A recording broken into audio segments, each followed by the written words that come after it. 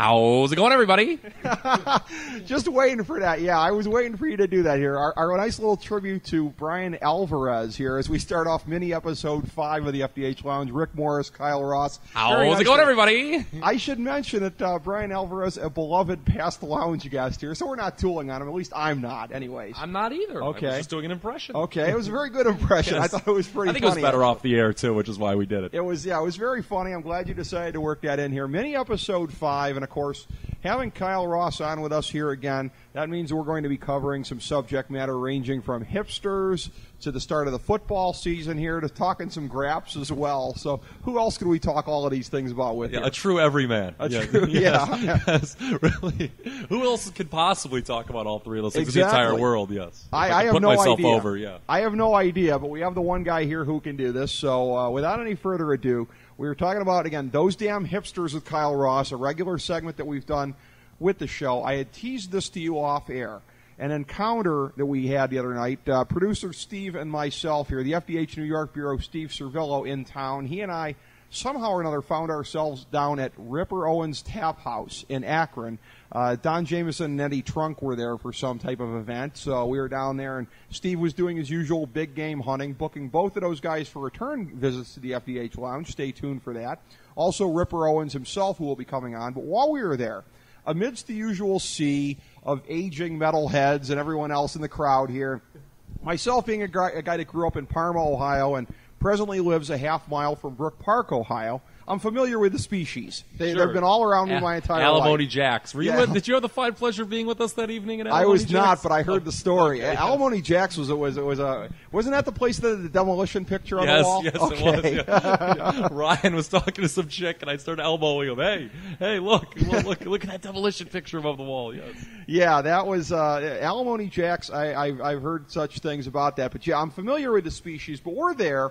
So that's pretty much all I'm expecting to see is that guy and that girl, I guess. A lot of talk about the Megadeth reissue of Peace Sells, but who's buying? Yes, a lot of that. And amidst all of that, which is there good, was by the way. a legitimate bona fide hipster that was there with a young lady, but I wasn't exactly sure he was a hipster at first. He had the requisite black rimmed glasses. Check. He had a pencil-thinned mustache. Check. Weird-ass kind of like... Well, that can just be trailer trash, too. Scraggly sideburns and effed up kind of hair, cowlick, etc. But it was a thing where I had to wait until the guy turned around for at least 2 to 3 seconds to get a full beat on him. I mean, I'm not saying this to be insensitive, although I'm capable of it on a regular basis, but I truly thought at first this guy was a special needs person who'd wandered in off the street. I thought he was that as opposed, and then I'm like, okay, he's a hipster. He's just going for the effect, whatever. But yeah, Thank you, Glenn Beck. Yeah. I truly thought, I thought this was they don't use the word retarded anymore to classify people, but I truly thought this was one of the denizens of Harpo's circa Sunday night pay-per-view, the folks who, it's still real to me, damn it. I thought it was one of those folks who'd come there for whatever reason. Why such a hipster would be there for Don Jameson, Eddie Trunk, and Ripper Owens, I have no idea. That sounds like a separate conversation altogether.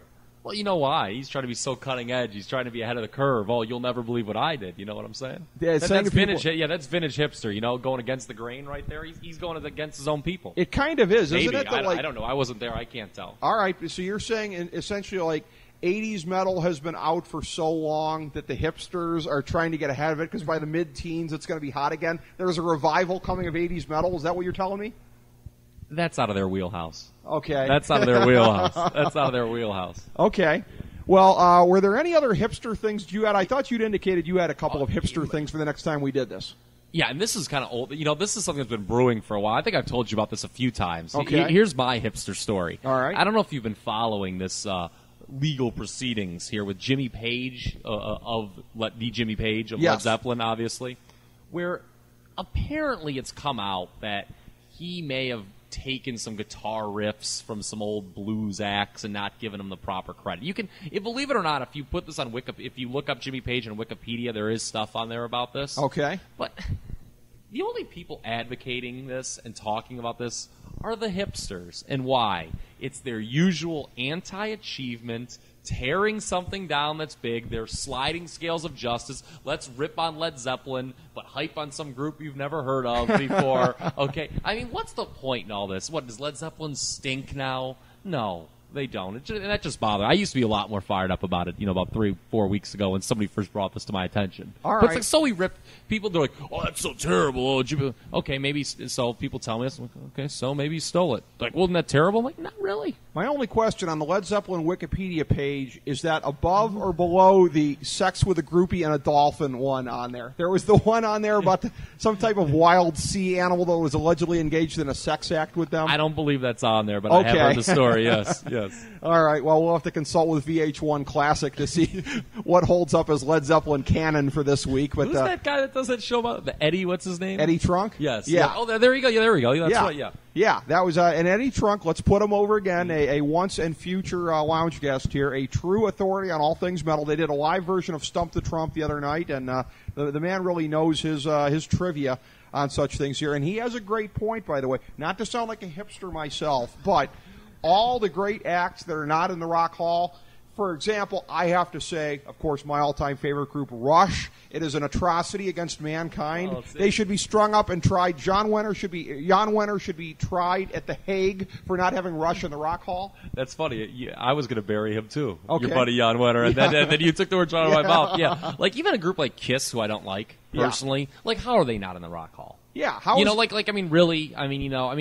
it's Seriously. one thing if it's like one guy's subjective taste. Okay. And it's another thing if it's just to acknowledge achievements in rock and roll, which is what I thought it was. I mean, you're not going to like every group that's in the Rock and Roll Hall of Fame. I mean, I think Kiss is kind of stupid. I mean, they had some good tunes, but I mean, they deserve to be in. I mean, really, like, who doesn't know Kiss? And Journey's not in there, I believe, right? Is Journey? Journey's not in the Rock Hall, I don't believe. Other than Separate Ways, what did they do? No. Well, come on. I mean, come on. That Steve Perry solo career is a real dark stain on that blue dress. I'll tell you that much. Okay.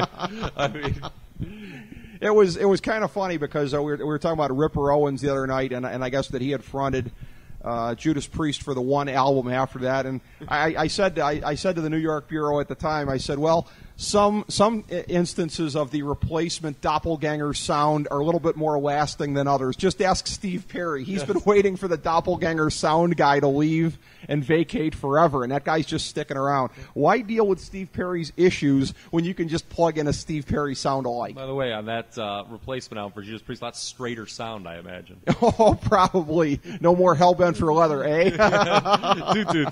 Yeah. Or do we not do that anymore? We do not do that anymore on this platform. That sounds stupid. Well, you know what? We actually, now we do so ironically, which might make us hipsters. Oh yeah, there we go. Everything ties back in. Now we're sort of hipsters in that regard. Okay, well, I'm glad you brought up the Jimmy Page thing here because that's a hipster-type angle. I'm going to tease this for future editions here. I had indicated previously, one of our FDH Lounge dignitaries who we've done a lot of stuff with, ironically on niche sports, which might make him a hipster, but he's been in for our tennis and our golf drafts, John Adams, a fellow who is an artist who lives in the Tremont area of Cleveland. That makes him a hipster. Not talking about tennis and golf, but yes. A fellow who cherishes his vintage T-shirts and faux vintage T-shirts. We're going to get a little bit of pro and con hipster with you and him sitting across the table here subsequently. Oh, I'd love to do that. That's going to be fun. I'd love to do that, yes. Yeah, that's going to be fun. He's Johnny's a guy. He doesn't go so far as to cherish PBR tall boys. I mean, he doesn't get carried away with it. I heard, by the way. Mm-hmm. Have you ever had PBR, by the way? Because I only drink have. everyone else that a lot of people I hang out with drink it, and like if it's the only thing around, I will. I would call it horse piss, but that would be an insult to a fine equine animals everywhere. Somebody told me this. I don't know if they were pulling my chain. Okay. But next time, or if you just want to experiment, take a swig of it. All right. Tell me if you think this is true. They told me PBR is just Budweiser and Bud Light mixed together. That sounds like the king of all urban legends. I'm telling you, I took a sip. All right. They might be onto something. We'll try it. Wouldn't that just tear down the hipsters' world if their precious beer was made up of Budweiser and Bud Light? Yeah. I'll try anything once. Yeah, I'll see that. But why would it be that much cheaper than Bud and Bud Light? don't know. I mean, that's... I don't know. I'm just saying, hey, the guy said it. That's what it is, and it tasted like it. I don't want to burst your bubble, but I mean, that's got urban legend written all over it. I mean, that's like sit down to watch Oz with, what is it, the Black Album playing, or what's the thing that supposedly syncs up perfectly? Oz? Dark Side of the Moon. Dark Side of the Moon, that's yes, right. Yes. The Dark does that actually work, by the way? Yes. Okay. My all grandpa did that, by the way, of all people. Really? It shows how demented I am. I was going to say, out of my fellow Bobcats, if there's anybody else who I know who's been at their 4 years at the Harvard and the Hocking would have done that, it would have been you. So I've actually never done it, okay. but I've just taken people have told me, oh yeah, it works. Oh, interesting. Yeah, it works. Okay, all right. Well, I knew it was always just too much work. I knew getting a DVD to sync with an album. Yeah. I mean, I was always too stoned to get up to do either. I mean, yeah. Actually, that is the one part that doesn't sync with that. Yes. The part about initiative, that doesn't sync with it. I mean, where's the remote? You need a dual remote for this thing. And oh crap, there's no batteries. Very nice, very nice. Well, our segue from this into football, I want to put the question to you about whether it makes me a hipster or not. I am picking the Detroit Lions to win the wild card this year in the NFC, to be one of the 2 wild card teams. I realize it looks like it's jumping on a bandwagon because a lot of people are touting Detroit, and they're real rags to riches story here with this recent 0-16 with Rod Marinelli there. But I do believe, especially if Matt Stafford stays upright for the year, which is the $64,000 question, but you'll look at that offense, you'll look at the interior of that defense there. Show me anything in the recent history of the league that stacks up to Fairley and Sue. Nick Fairley, by the way, who can make a fair amount of money on the side working a Biz Markie impersonation at nightclubs all around the Motown area. But tell me anything that would stack up to the interior of that line. I am drinking the Kool-Aid for the Detroit Lions here. Am I a hipster? Am I wrong? Am I whatever? Well, I'll tell you what. You'll be drinking your Kool-Aid at the Beachland Ballroom this year, buddy, okay? Because the Detroit Lions are my number 1 most overrated team heading into 2011. Really? Yes. There's a couple things working. Now, you know me. I'm not the kind of football fan that can tell you, who's third on the depth chart at middle linebacker. Okay. I look at history. I look at statistics. I look at situations. Okay. All right. Let's take a look at a few things with the precious Detroit Lions that everyone seems to love so much. Now, I'm rooting for them. Now, I'm not one of these people who, if they start doing well, will just root against them so I can be right. I mean, it'd be a great story. Like you mentioned, we're only, 2 seasons removed from 0-16? Yeah. Okay. Last year, after another Thanksgiving loss, and trust me, those in the betting community are well aware of the Detroit Lions, how they've ruined many Thanksgiving dinners for us in the past, when everything looks so good in the first half, and you're eating those hors d'oeuvres, oh, this is going to be great, and then you're just like, you have no appetite after they blow a double-digit lead in the second half. Disclaimer, this information for educational purposes only. Oh, yes, pardon me. Well, they lost to, I believe it was New England last year, okay? They were 2-10 after Thanksgiving. Right. Okay? So you're talking about a team that was just 2-10 at one point last year, okay? That's bringing back essentially the same nucleus. Didn't they lose every game by like half a point, though? Hold on a second, okay? They did finish strong. That's obviously what a lot of people are pointing. They were 6-10. They won their final 4 games. Let's analyze those final 4 games, okay? 2 of those games were against Miami and Minnesota, who had quit by that point in the season. So, they should have won those games. As a Fish fan, I'll give you that. One of them was against Green Bay when Aaron Rodgers got injured on the first series or second series. Okay. And they did nothing after that. It was like a 9-3 win. And the other one was against Tampa Bay, where they were the beneficiary of an extremely questionable call by the officials. They should have lost that game. So really, those 4 wins down the stretch were not all that great, okay? Okay. And, again, last time they went 4-0 in a preseason, okay, they now... I can't remember. Time? No, they just did it. They went 0-16 in the regular season. This is a team that would go on then to lose like 40-something of their next, like 42 of 44 games after that. Okay? This is not to me, it would be a great story, but you're asking too much. Making a huge leap in the NFL does not really happen. This is a team, there's an interesting study done, and I talk about statistics a lot. Okay. That when a team improves from year to year by like 3 or 4 net wins, like say, I'm saying just to clarify, just to, I'm sure most people get it, but just to, we're all on the same page. Say a team is 2-14 one year, and then they go 8-8 the next year. Mm-hmm. The tendency by the public is, they're going to keep improving. History says that's not the case. Teams, on average, that do that improve by like 5, especially when it's like 5 or 6 net wins, and we'll get into this with teams like Tampa Bay and St. Louis later on. When teams, they do not improve the next year. So Detroit went from 2 to 6 wins. So for me to say 6 to 9, history says they're a lot more likely to regress?